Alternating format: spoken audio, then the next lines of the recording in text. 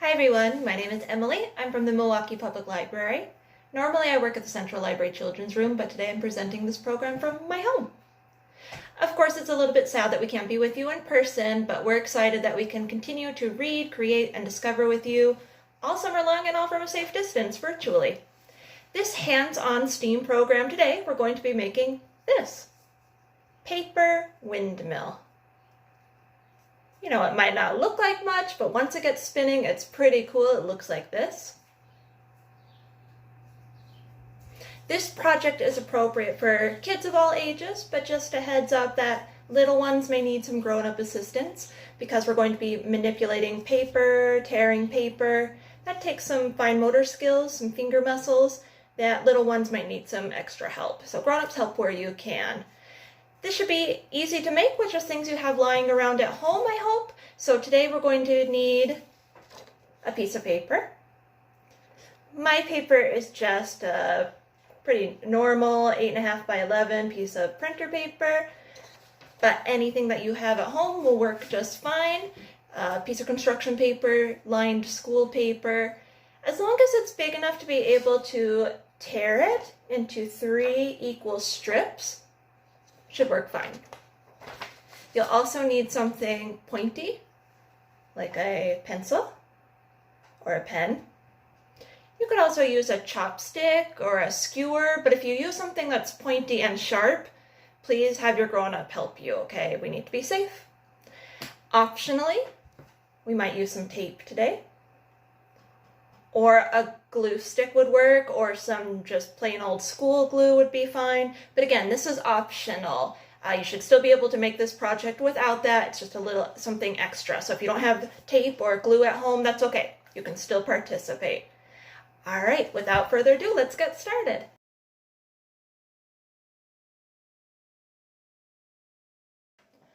I was inspired to make this windmill project today after reading about the life of William Kamkwamba.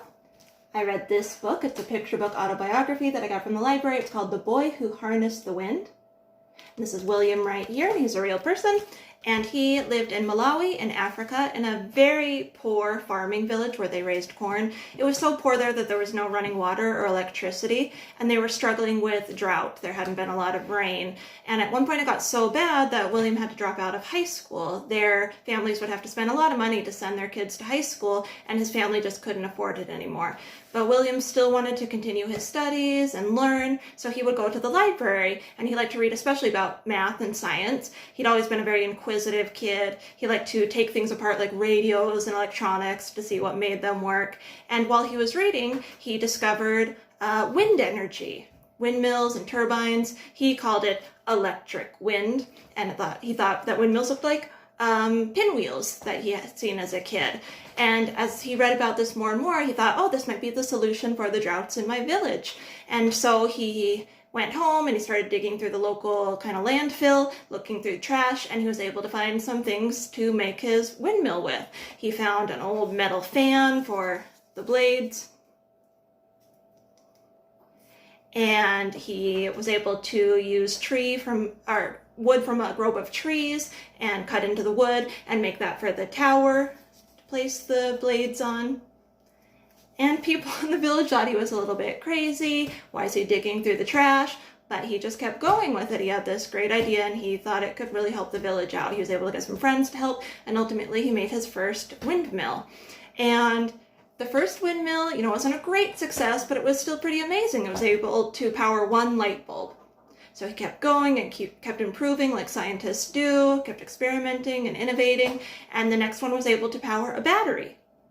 Well, then he kept going and going, and then he was able to power 4 light bulbs. And that was amazing because his family home had never had electricity before. So what a great improvement. So he kept going, and years went on, and he continued his studies and learning, and people started to learn about him, throughout the world and be very interested in what he was doing for his village. People were able to donate for him to be able to go back to school and continue his studies. Ultimately, he came to the United States to go to college and study engineering, but he always wanted to go back and help his village. He was able to create something called the green machine, and that was able to draw water, which of course helped with irrigating the the crops there that were so dry because of long-term drought. So what an amazing person. And even though I wasn't able to go through the landfill and find a bunch of trash today, we're able to make this pretty easy, simple windmill. All right, let's get going.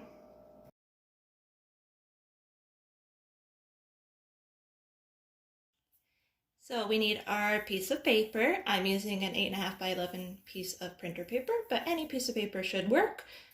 School line paper, construction paper. You could even try something smaller, make a little windmill. That might be really cool, but I like a bigger piece of paper because it's easier for my fingers to work with. So we're going to fold this into thirds so that we'll end up with 3 kind of long skinny strips that are equal size, like that. And once we have those strips, we're going to create this kind of V shape right here. Again, by folding each skinny strip into thirds and then folding it over in half. And then we'll put those 3 strips together in this interlocking pattern that makes our windmill. So you've got 3 blades. And there's the hub where they all interlock. All right, that's what we're going to do. So to begin, I'm not going to be super exact or precise. If you want to be, you can certainly use a ruler, but I'm just going to eyeball it. So I'm going to fold my paper over, not quite in half. Got an edge there, and really sharpen that edge. Use your fingernails or a ruler. Get it really nice and sharp. Then you could take the other loose end and line it up here along the edge. Doesn't have to be exact, but take your time, be patient. It's worth it to try to get it pretty even. And make a nice sharp crease. So I always go over it, like I said, with my fingernail. Like that.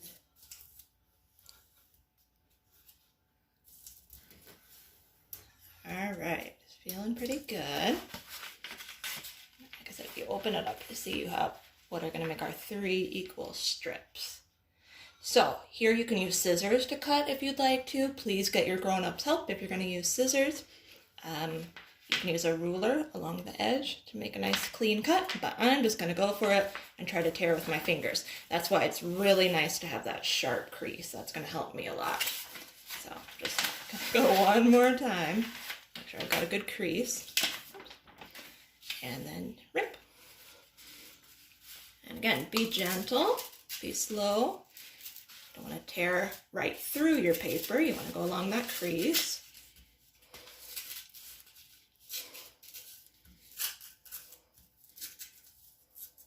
Like that. So we'll tear those other 2 in just a minute, but I want to show you how to do the whole process. So I'm just going to move those aside for now. Now with each of those long strips, we're going to fold those again in thirds. So just like we did with our full sheet, like that, and get that edge really sharp again. I mean, we're not going to tear it, but it's still nice to have it really sharp. It'll stay together better. Go over it with my fingernails a couple times. There you go. Take that other edge, fold it down, try to line it up as best as you can. And go down with my fingernails. There you go. And if you open it up, you again see we have folded into thirds. Then you're going to take it and you're going to join the edges. So you want those to kind of line up nicely. Like that. And this edge right here of the V, kind of point, it's going to be pretty thick and you'll really need to work on making that sharp with your fingernail or a ruler because of all the layers of paper that are being folded. So I go over it pretty well with my fingernail to get a nice sharp edge. And then you can see, got that V shape. Now at the beginning I said you could use tape or glue if you wanted to, that was optional. And that's for taping these loose edges, these flaps down. That would just help with like the wind resistance. So when the air is blowing over the windmill, the fan part of it, it doesn't get trapped in these flaps. So I'm going to show you how to do that if you choose to with tape, or you could use a little bit of glue. But again, this is optional. Tape it down right there.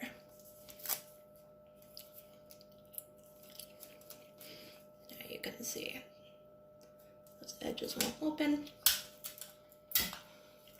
Tape the other one down. All right, there we go. So now we're going to complete that whole process, going from the strip of paper, tearing down, folding it again in thirds, folding it in half, taping it or gluing it if you'd like to, till we have 3 of these. So here's where you could certainly fast forward or even pause it or go back if you need to. If you feel like you got this process down, you don't have to go through all this with me. But tear it down your sharp edge. Take it slow, be patient so you don't rip through your paper. As you practice this project, I might say have a couple pieces of paper on hand for practice,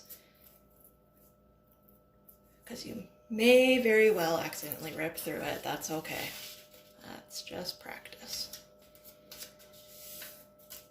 Fold these down, get the edges nice and sharp.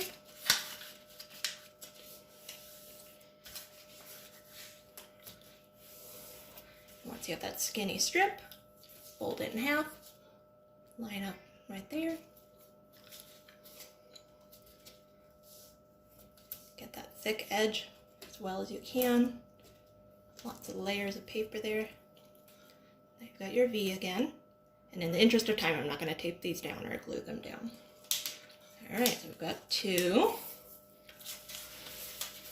And our last one. Fold it down the middle. Get that edge nice and sharp. Take the other side, fold it down, line it up as best as you can. Nice and sharp. And fold in half. Lining the ends up.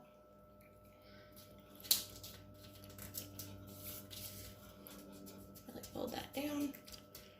Nice sharp crease. Cool. And again, I won't tape it down, but you can if you want. And now we have 3 V's. Pretty cool.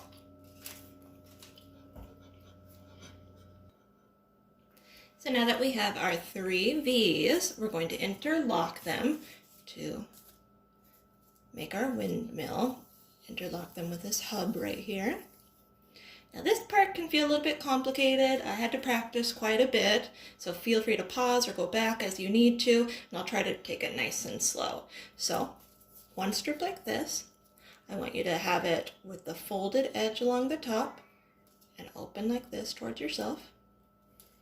Take another strip, like this. Have the folded edge pointing out. And this one's going to slip inside. Like that. So I'll show you up close. Folded edge here, inside, like that. Cool. All right, the other one, like this. Folded edge out here, that. And this one's gonna go over top, almost like it's eating the strip underneath, like that. Open, folded, like that. All right, here's where it gets a little bit tricky. Take your time, be patient, be gentle with your paper. So this open edge here on the bottom strip, right there, is going to go inside of the folded edge at the top. Kind of open it like that, give yourself a loop. Take these edges from the bottom, these open edges. They're going to go inside, like that. Show you what that looks like.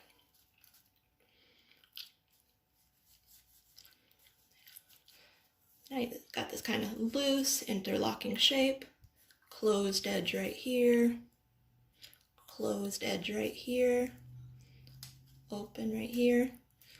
Now here's where it just takes a lot of patience. You're going to kind of move these strips together, bring the hub together till it's like this. It's a little tighter. Okay. But that just takes time and patience as you kind of move these together like this. Depending on the thickness of your paper, it might be easier or harder to move. Just kind of working these down. Again, be gentle. You don't want to rip your paper after all the hard work you've done. Yes.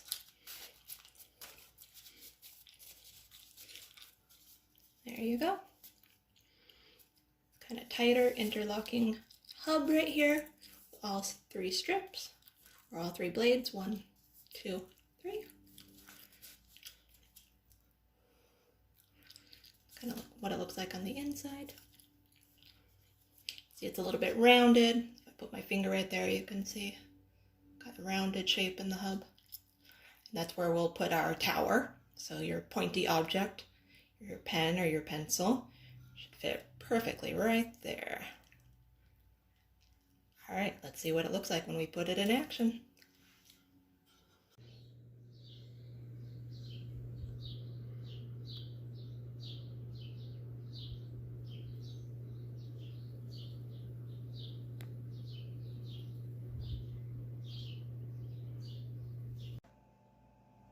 Thank you for joining me today to make this fun, hands-on STEAM project, paper windmill. Now remember, I was inspired to do this project by the life of William Kamkwamba.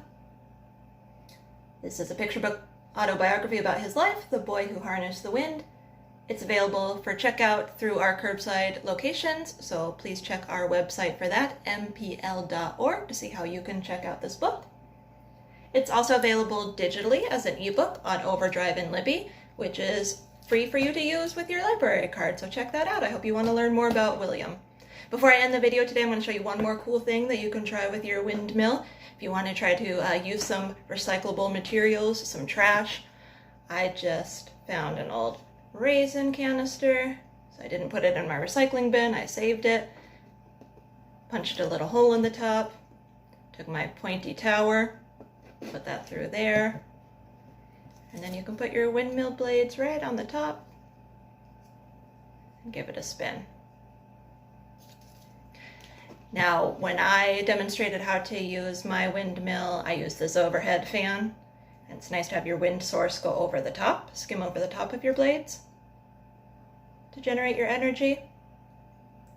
However, please experiment with wind direction and wind speed.